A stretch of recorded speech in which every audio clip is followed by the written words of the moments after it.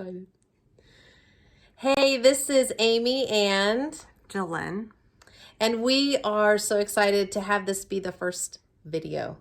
We have some exciting things to share, and we're going to let Jolene start today off with something that she wrote. So in preparation for our meeting today, I sent a video I did last week to Amy, and she asked a pretty simple question. What did you like best about doing that video? Well, the truth is, I didn't like anything about doing that video. I hate being on camera, and I don't like being the center of attention. Even before my stroke, I was never one to take selfies. The whole thing is so far out of my comfort zone, it might as well be a different planet. So that begs the question, why do I feel compelled to put myself out there? I really don't know for sure. I have such a deep longing to connect with others who might really through the same thing or something similar. I just want others to know they're not alone, and it's really hard, and no one really knows what it's like to have to start all over again from scratch. Things you took for granted before you had your stroke, you suddenly can't do it anymore, like jot down notes of things you don't want to forget, because writing is something you lost that used to be so easy. And now it's a struggle to write your ABCs. And that was what I wrote to Amy after I made the very first video and sent it to her.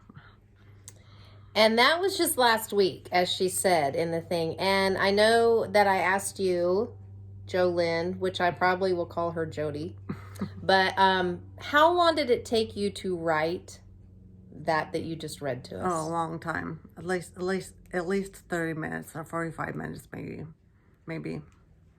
And I use my cheat sheet, as I call it. I have the alphabet up on my wall. Now, hanging from my fireplace. Right. We can see it here. We can see it. One of the purposes of these videos is going to be what you talked about, and that is to give hope to people who might be going through the same thing, who might be affected by a stroke, whether it was last week or last year or 10 years ago. And also for the caregivers, to maybe give them some insight on what stroke victims, I'm not even going to say victims, stroke survivors, stroke miracle people, what they had to deal with. So that is definitely one of the reasons that we're getting together here. But Jody, if you just had to summarize, just to bring people like up to speed, is there a highlight reel that you could share in like 30 seconds? Like what happened to me? Like what happened? Like what is this? Yeah, like what is this girl doing? What are these two ladies doing here? Well, my part of the story that I remember is that I had a stroke February 16th, and I don't remember anything about that day much at all. And I had it at work, I guess, and nobody knew what was happening to me, so they didn't know to try to stop me when I drove myself to the doctor. And drove myself to the doctor, and I could have had a stroke on the way there, of course, but no one knew. And then they didn't have an MRI machine or anything, so they at the McPherson Hospital they took me by ambulance to the McPherson Hospital from the doctor's office in McPherson.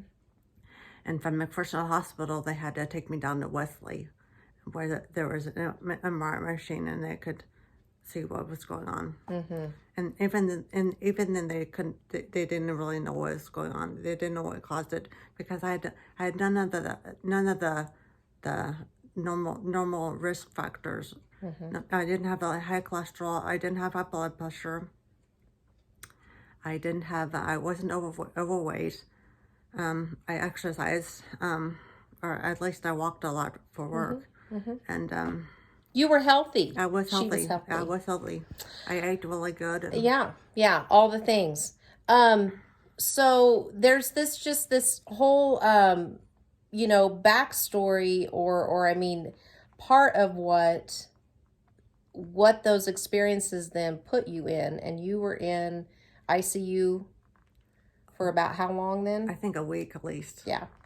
Maybe 10 days. Yeah. And part of what we're going to be showing in this video series or telling you guys about is her part of the story, what she can remember and just the things that affected her.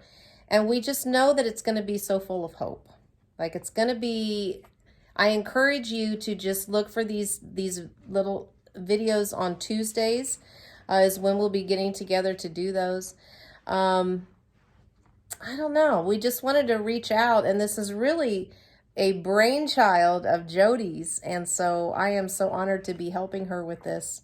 But Jody, in closing up today, like what is there something that you would like to leave the people with as they watch this? You talked about giving them hope or giving them to let them know that they're not alone. Is how you worded it. Yeah.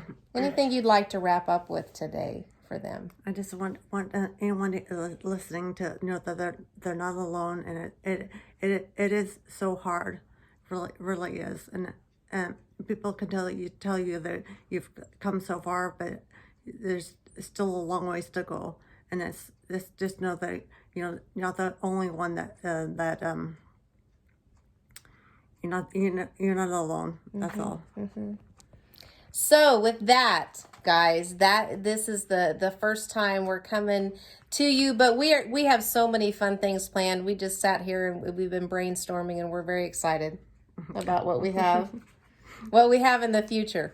So feel free to reach out to Jolynn, Jody. If you have questions, you can also reach out to me too. We're going to just put it on our personal platforms, and we just encourage you to let it be of hope to you guys. Yeah, this is totally off the cuff, you guys. Yeah. Really I know, off the like they can't tell. I don't think anybody knows.